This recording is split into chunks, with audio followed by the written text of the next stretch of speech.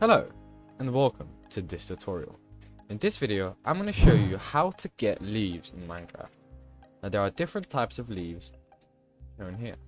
You have oak leaves, you have spruce leaves, you have birch leaves, you have jungle leaves, you have acacia leaves, dark oak leaves, mangrove leaves, azalea leaves, and flowering azalea leaves. Now most common are the oak leaves, which you can find right here. By breaking different leaves, there is a chance that you're going to get different types of leaves. It's not every time you break one that you're going to get a leaf, but the more you break, the higher chance you have.